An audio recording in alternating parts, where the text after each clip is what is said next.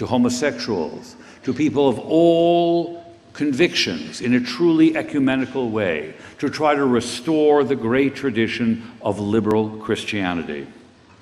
We have rarely had a religious leader as the speaker at commencement, and it is with deep gratitude and appreciation that for this 150th year, for this class, we have as our commencement speaker, Mark Sist, the Bishop of New York.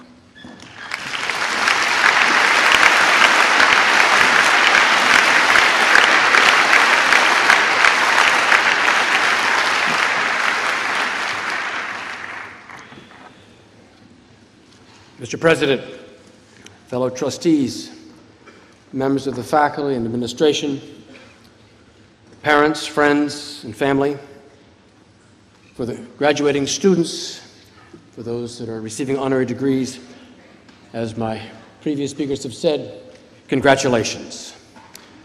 You have each in your own way and in your several different capacities reached another important milestone in life's journeys.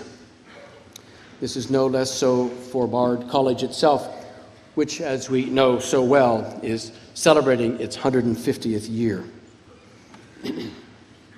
For the President, the trustees, administration, and faculty, today marks another turning of the page, one of those brief but sweet moments in education when it is possible to savor the joys of a job well done, another year complete, a new class of graduates ready to step out and meet the larger challenges of life that lay before you.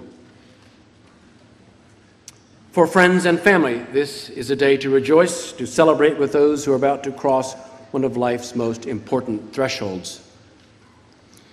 For parents, the joy of this moment can only be rivaled by their joy at first seeing you and holding you in their arms as a newborn infant.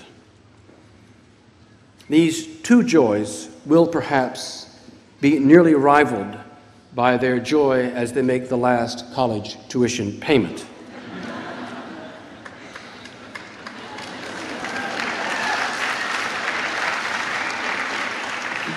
Having made a few such payments myself, I understand. And finally, to you, the graduating seniors who have met and engaged the exciting and challenging opportunities that your years at Bard have afforded you, congratulations. Well done.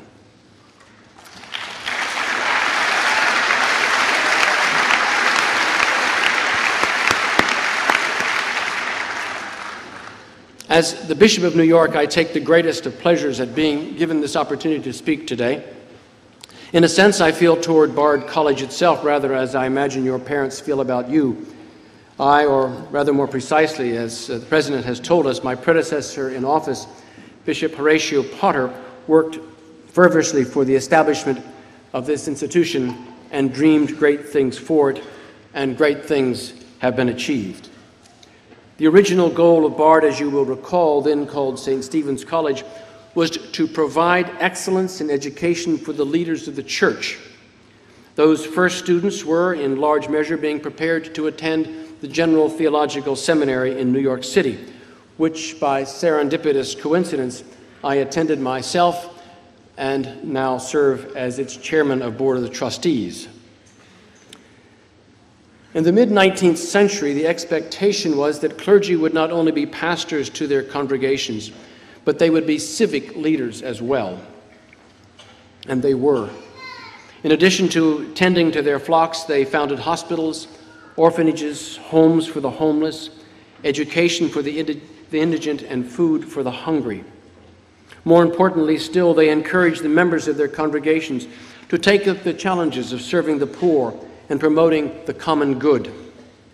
In short, the graduates of St. Stephen's College were being prepared to be prominent among those who provided leadership for all manner of civic good works. Those founders were dedicated to the vision of a learned clergy working to civilize and improve a very harsh society. I am proud to say that all of this was and is entirely consistent with the core values and long traditions of the Episcopal Church. Now, 150 years on, times have changed, and they have changed in some ways, in very important ways. Through the fruitful work of generations past, civic leadership has now been opened much more broadly than it once was. No longer is the community dependent upon a small cadre of people to be their leaders. This is a good thing. A broad base of educated citizens is our hope as a community. In response to these shifting circumstances, St. Stephen's College has become Bard College. And through its graduates, though its graduates rarely go on to be ordained in the Episcopal Church, nevertheless the core values of the founders of St. Stephen's College a century and a half ago do live on. We continue to devote ourselves to the education of the leaders of society, leaders who are committed to furthering and strengthening the life of the human community. This is what a college education ought to be about. It is inspiring for me to be associated with a college that continues to embrace that classic view. Frankly, too often can it be said that a college education in some places is reality little more than a very expensive vocational school. However, education in the spirit of Bard College offers a different and more classical perspective. In this view, education is intended to equip one to live life in all its depth and complexity, recognizing always that we live in the midst of and as a part of a larger community. To be certain, there are things that need to be learned, skills that need to be acquired in college. But foremost among those is the capacity to think.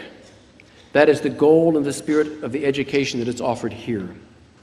You who are graduating today have been prepared to live life reflectively and to take your place as leaders within the larger community. You have acquired some skills. You have your native abilities been challenged and to some extent honed. But above all, it has been Bard's goal to teach you, to encourage you to think, to express ideas clearly, and to question wisely. It is, however, important to note that this questioning is not that of a cynic, as though the answers that you are seeking are desiccated abstractions that do not touch your soul. On the contrary, it is our hope that you have been taught to question as a critic who, in the midst of life, is in the relentless pursuit of truth. The object of your education has been to prepare you for life, for the world, the way it is in all its wondrous, mysterious grandeur, as well as in its sometimes awful tragedy. The object of the exercise is to engage life fully, to engage it in all its ragged reality. Life cannot be lived in general. It can only be lived in particular. It cannot be lived for self alone, for it is only in others that we discover our true selves.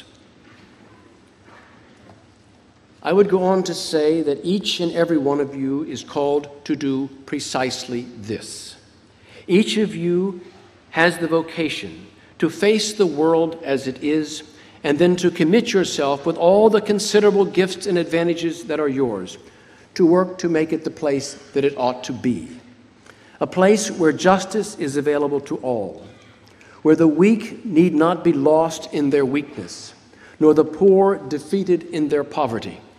A place where the homeless and the helpless are sheltered and the injured receive care. A place where peace is the familiar spirit and war the stranger. As daunting as the challenge of finding the common good might be, and I know that it is daunting, it is the only challenge that is truly worth spending the work of your precious life to achieve. In order to engage in that lifelong work, I hope for you one essential thing, that you not be afraid. Do not be afraid of anything. By this, I'm not suggesting that you ought to take foolish risks just for the thrill of it. Your life is worth more than that. What I am talking about is the fear that paralyzes, the fear that stifles, the fear that silences your yearnings, the fear that lets you be satisfied with the safe rather than the best, the fear that dictates that we conform to the comfortable rather than the discomfort of striving for the larger good, the fear that so easily separates people into warring groups. I urge you not to be afraid of the truth, no matter how challenging it might be. Do not be afraid of difference, no matter how profound. Do not be afraid of failure, no matter how crushing.